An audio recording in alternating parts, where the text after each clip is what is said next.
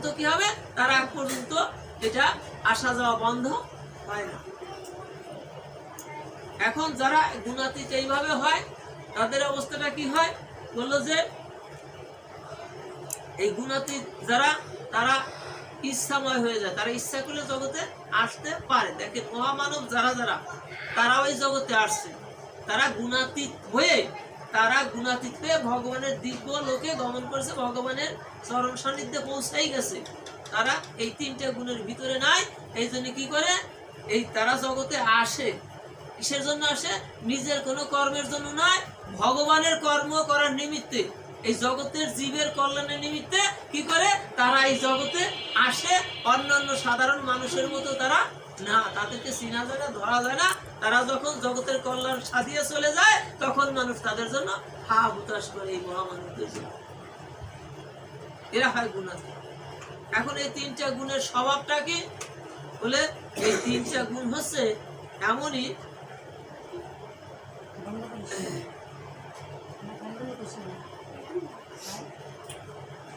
এই তিনটা গুণ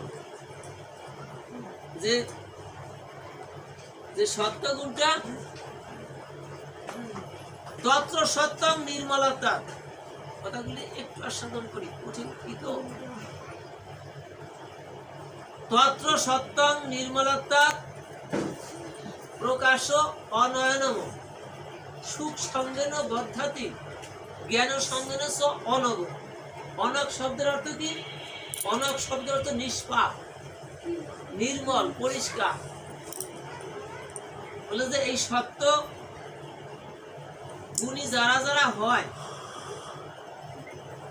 তাদের অন্তরটা নির্মল হয়ে যায়, পরিষ্কার হয়ে যায়। তত্র সত্যং নির্মলতা প্রকাশ অনয়নম সুখ সঙ্গেন বদ্ধাতি জ্ঞান সঙ্গেন চ অনগ।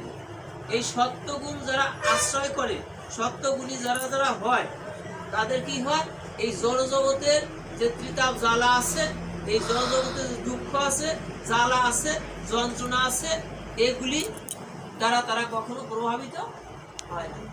এই জড় জগতের যত দুঃখ যাতনা যা কিছু আসুক না আসুক, এর দ্বারা এই সত্যগুণী মানুষরা কখনো প্রভাবিত হয় না।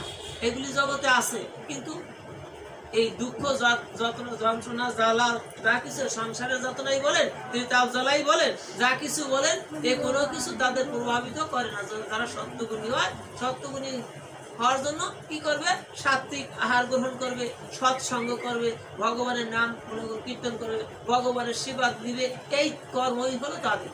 আস্তে আস্তে অন্তরটা করে ভগবান এবং ভগবানের নির্দিষ্ট শাস্ত্র গ্রন্থগুলি পাঠ করতে হবে। এই সমস্ত কর্মের দ্বারা এই আত্মাটা, এই দেহ পিঠের অন্তরটা পরিষ্কার হয়ে যায়, নির্মল হয়ে যায় এবং ভগবানের সেবার উপযোগী হয়ে যায় এবং সত্য গুণে অন্তরটা ভরে ওঠে। এইটা একটা সুসংবাদ। কিন্তু এরপরে যেখানে আলো আছে পাশাপাশি অন্ধকারও আছে, হরে কৃষ্ণ, বললো যে এই সত্যগুণী মানুষগুলি যখন নিজেকে সব চাইতে জ্ঞানী মনে করে, নিজেকে সবার চাইতে শ্রেষ্ঠ মনে করে, হরে কৃষ্ণ, আগে ছিল দেখেন সুখে একটা আলোর বার্তা, এবার অন্ধকারের কথা বলছে। যে জ্ঞানী, এই যে সত্যগুণী মানুষগুলো সত্যগুণ অর্জন করলো, নিরামিষও খাইলো এবং ভগবানের সেবা দিল এবং সৎসঙ্গ করলো, কিন্তু যখন সে নিজেকে সবচেয়ে শ্রেষ্ঠ মনে করে, আর জগতের সব নিকৃষ্ট বললো যে এই সামান্যতম ভুলের জন্য কি হলো, তাকে আবারও সেই জন্মচক্রের আবর্তের ভিতর তার আবার পড়ে